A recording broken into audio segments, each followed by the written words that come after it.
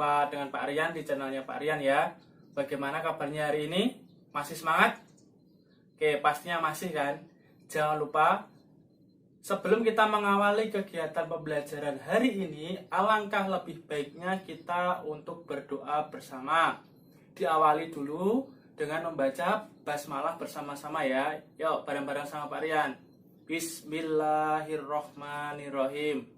Nah, selanjutnya sebelum kita masuk ke materi, silahkan dipersiapkan dulu buku paketnya yang kemarin ya. Dibuka itu bab 1. Untuk bab 1 kali ini kalian akan belajar bagaimana mengenal software-software pembuat atau software pengolah gambar yang ada yang kalian akan pelajari ke depannya. Nanti ada beberapa yang akan Pak Rian bahas di sini, tidak semuanya, karena Pak Rian menyesuaikan apa yang ada di buku paket dan sedikit Pak Rian nanti akan tambahkan kegunaannya. Sebelum itu, setelah kalian mempersiapkan buku paketnya tadi, nanti bisa kalian simak materinya yang berada di sebelah sini ya, di slide tampilan layar kalian. Nanti bisa kalian lihat dan dibaca dulu. Nanti akan ada tugas setelah selesai sesi materi ini. Tugasnya apa? Silahkan simak sampai akhir ya. Jangan lupa kalian siapkan buku catatannya juga. Apabila nanti ada sesuatu yang menurut kalian penting, silahkan bisa dicatat. Oke, bisa kalian lihat ya tampilan yang ada di layar monitor kalian. Sebenarnya Pak Rian tanya, perangkat lunak pengolah gambar itu apa sih? Kalau kalian tahu itu, yang kalian tahu itu perangkat lunak pengolah gambar itu apa? Pastinya ada yang sudah tahu dan ada yang belum tahu ya. Di sini Pak Rian akan terangkan di sini, bisa dilihat apa itu perangkat untuk mengolah gambar. Di situ keterangannya, perangkat lunak pengolah gambar adalah aplikasi yang dibuat untuk membantu pengolahan gambar secara mudah, baik dalam bentuk foto hingga pengeditan grafis. Jadi program perangkat lunak atau software pengolah gambar itu berarti semua yang berkaitan dengan gambar itu kita bisa membuat atau mengedit gambar sesuai dengan keinginan kita. Itu adalah pengertian dari perangkat lunak pengolah gambar. Selanjutnya di slide yang kedua ini, fungsi dari perangkat lunak pengolah gambar itu apa aja? Di sini bisa kalian lihat fungsi-fungsinya. Yang pertama, itu memudahkan pengeditan gambar. Jadi kalau kalian menggunakan software pengolah gambar, itu bisa mempermudah kalian dalam 1. Pengeditan gambar. Yang kedua, mempercantik tampilan foto atau gambar, jadi lebih bagus. Yang ketiga, membantu pembuatan rancangan bangun. Itu kalau kalian masuk di dalam konstruksi sipil atau yang lainnya, itu bisa membuat rancangan bangun rumah atau yang lainnya, itu bisa. Sebetulnya nggak cuma di teknik sipil saja, banyak untuk menggunakannya.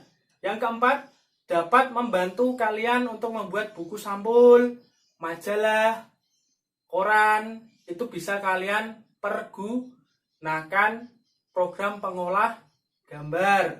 Selanjutnya yang kelima, itu membantu dalam pembuatan desain undangan agar tampilannya menarik. Desain undangan atau undangan ulang tahun kalian juga bisa. Itu bisa menggunakan aplikasi pengolah gambar. Yang keenam, memudahkan pembuatan tampilan kalender. Nah, di sini kalian juga bisa membuat kalender sendiri nih. Anak-anakku semuanya yang ada di rumah, kalau kalian ingin membuat kalender sendiri, bisa. Pakai apa Pak aplikasinya? Nanti kita akan belajar lebih lanjut. Next, itu mempermudahkan atau mempermudah kita dalam membuat logo. Ya, desain logo. Kan banyak itu kalian di luar atau di Google banyak desain-desain logo kan. Nah, itu kalian bisa berkreasi sendiri membuat desain logo sesuai dengan keinginan dan kehendak kalian. Tuh. Lanjut, membantu pembuatan banner atau brosur. Ya, kalian juga bisa membuat banner atau brosur agar lebih rapi, agar lebih menarik. Terus membantu pembuatan desain untuk web program. Kalau kalian lihat di Google, itu bisa kalian lihat kan, Pak, webnya kok ada tulisannya, nama webnya dan segala macamnya, itu bagaimana? Itu juga bisa menggunakan program aplikasi pengolah gambar. Itu didesain dulu anak-anak. Jadi kita nggak ambil dari Google terus kita pasang, tidak, tapi itu mereka pada membuat sendiri ya. Yang terakhir itu bisa untuk mencetak gambar dengan mudah dan cepat. Jadi kalau kalian membuat, tadi kan sudah membuat semuanya, udah jadi, kalian bisa cetak sendiri gambar kalian. Misalkan kalian mau edit foto kalian sendiri biar lebih cantik, biar lebih bagus, itu juga bisa. Pakainya program pengolah gambar ya. Selanjutnya untuk di slide, nah tampilannya di sini ada berapa sih program pengolah gambar menurut kalian deh? Nah di sini sudah ada tampilannya, ada 3 yang akan kalian pelajari yang ada di buku paket. Itu yang pertama ada software Paint, otomatis kalian sudah paham, sudah menggunakan juga di kelas 2. Yang kedua itu ada aplikasi CorelDRAW. Di sini nanti kalian hanya Pak Rian beri gambarannya saja. Apa sih itu, apa sih fungsinya, apa sih kekurangannya, nanti kita akan belajar lebih lanjut lagi. Yang ketiga ada LibreOffice Draw. Ingat, LibreOffice Draw berarti ada 3 nanti program pengolah gambar yang akan kalian pelajari: Paint, CorelDRAW, LibreOffice Draw. Nah, yang pertama yang Pak Rian jelaskan itu Paint. Apa sih Paint? Paint adalah aplikasi pengolah gambar bawaan dari Microsoft. Jadi kalau anak-anakku semua, kalian setelah install Windows yang ada di laptop maupun komputer, itu Paint otomatis sudah ikut dalam penginstalannya. Lalu, aplikasi ini sangat sederhana dan ringan. Bener. Kalau kalian menggunakan Paint itu aplikasinya simple, mudah, dan ringan. Di sini bisa kalian lihat di sini logonya, lalu di sini lembar kerjanya. Itu ada tampilannya di sebelah sini ya. Itu logo Paint-nya seperti itu, lembar kerjanya juga seperti itu. Lanjutnya yang kedua, kelebihan Paint itu apa sih Pak? Pasti kan kalian bingung kan? Nah di sini Pak Rian kasih gambaran kelebihan dan kekurangannya. Untuk kelebihan Paint sendiri, itu tampilannya sangat simple dan user friendly. Simple dan user friendly, itu yang pertama. Yang kedua, mudah digunakan. Yang ketiga, aplikasi sangat ringan dibuka. Yang keempat, untuk edit video, yang keempat, untuk edit gambar itu secara simple, sangat cepat dan mudah. Kalau kalian pengen edit gambar itu mudah, cepat, simple kalau pakai Paint. Namun ada kekurangan dari Paint. Apa aja itu kekurangannya? Yang pertama, fiturnya terbatas sekali. Icon-iconnya itu fungsinya terbatas.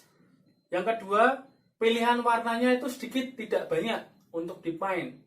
Yang ketiga, hanya digunakan untuk tingkat pemula yang ingin belajar mengedit gambar. Kalau kalian kan masih kelas 3, jadi kalian belajar nanti Paint dulu di dasarnya untuk fondasi. Jelas? Paham sampai sini? Oke. Nanti kalau kalian nggak paham, silahkan isikan di bawah kolom komentar ya. Nggak apa-apa, nanti Pak Rian akan jawab. Nah, aplikasi software yang kedua itu adalah CorelDRAW. Apa sih itu CorelDRAW? CorelDRAW merupakan program olah gambar berbasis grafis vektor. Apa itu grafis vektor? Di sini sudah tertera garis yang dapat dibentuk, yang hanya bisa digunakan pada sistem operasi Windows saja. Jadi CorelDRAW hanya bisa digunakan di operasi Windows. Nah, di sini bisa kalian lihat juga, itu ada logonya yang seperti pensil, yang ada balonnya. Itu adalah logo dari CorelDRAW. Kalau di sebelahnya itu adalah lembar kerjanya. Tampilannya beda ya. Kalau tadi yang Paint kan simpel, sekarang itu CorelDRAW agak lebih banyak menunya.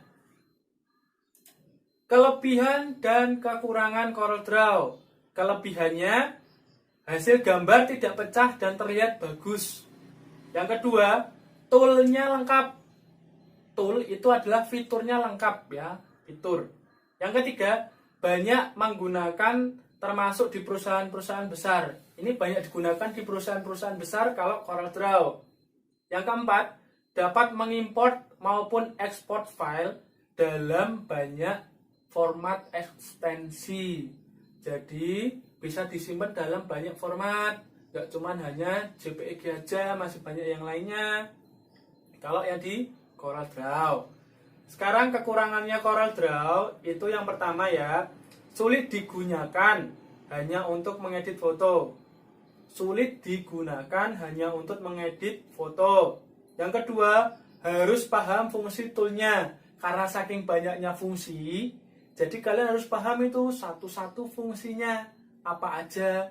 Harus di luar kepala biar mempermudah kalian dalam belajar atau mendesain. Yang ketiga, berbayar. Di sini aplikasi CorelDRAW ada yang gratis dan juga ada yang berbayar. Kalau yang berbayar itu berarti kalian sudah nggak ada kendala yang lainnya langsung. Tapi kalau yang gratis kadang itu ada masalah dalam 3 atau sebulan, itu harus kalau nggak di-crack nggak bisa. Nah, selanjutnya kita akan mengenal apa itu LibreOffice Draw. Kalau tadi CorelDRAW, sekarang LibreOffice Draw. LibreOffice Draw adalah merupakan komponen aplikasi LibreOffice yang berfungsi untuk membuat dan memanipulasi data gambar digital 2 dimensi. Itu bentuknya apa aja? Ada yang berupa gambar vektor standar seperti garis, lingkaran, persegi, segitiga, busur, dan bangun geometri lainnya. Masih banyak bangun yang lain. Dapat dibuat dengan mudah dan cepat kalau menggunakan LibreOffice Draw. Berarti yang berkaitan dengan bangun ruang. Itu biasanya itu di tingkat orang-orang programmer itu sering digunakan untuk membuat struktur pemrograman ya, itu. Nah, di sini Pak Rian akan jelaskan kelebihan dan kekurangannya LibreOffice ya. Karena LibreOffice Draw termasuk dalam LibreOffice. Jadi ini untuk gambaran ilmu pengetahuan kalian saja. Yang pertama, merupakan aplikasi Office yang gratis dan bebas Anda gunakan maupun Anda sebarkan. Jadi anak-anakku semuanya bisa menggunakan atau menyebarkan secara gratis. Yang kedua, memiliki fitur dan fungsi yang sama dengan Microsoft Office. Yang ketiga, bisa digunakan untuk membuat dokumen yang menggunakan format Microsoft Office. Yang keempat, bisa langsung ekspor ke PDF. Yang kelima, disupport oleh berbagai komunitas khususnya pecinta open source. Yang keenam, support 32 bit dan 64 bit. Jadi support semuanya ya. Namun kekurangan LibreOffice itu terkadang dalam membuka file yang berformat Microsoft Office seperti .doc, .xls, .ppt, dan sebagainya. Itu beberapa format tersebut, penataan paragrafnya, tabelnya menjadi sedikit tidak beraturan. Yang kedua, ukuran filenya itu terlalu besar, antara 200 MB sampai 220 MB itu besar. Yang ketiga, itu membutuhkan space HDD yang cukup besar atau hampir sama dengan Microsoft Office 2007. Nah, di situ tadi Pak Rian sudah jelaskan. Pak Rian sudah jelaskan tentang program pengolah gambar. Ada 3 ya tadi yang kalian dengarkan, yang kalian lihat di tampilan slide videonya Pak Rian, itu ada 3. Apa aja tadi? Yang pertama, pintar, Paint. Yang kedua, CorelDRAW, bagus. Dan yang terakhir, LibreOffice Draw. Nah, itu nanti kalian akan belajar main untuk yang pertama di pertemuan yang selanjutnya. Jadi tetap semangat belajar juga, jangan sampai turun ya. Dari Pak Rian untuk penyampaian materi hari ini, Pak Rian cukupkan. Terima kasih sudah mendengarkan dan melihat tampilan slide yang Pak Rian sampaikan. Untuk selanjutnya ada tugas untuk kalian anak-anakku semuanya. Tugasnya cukup mudah.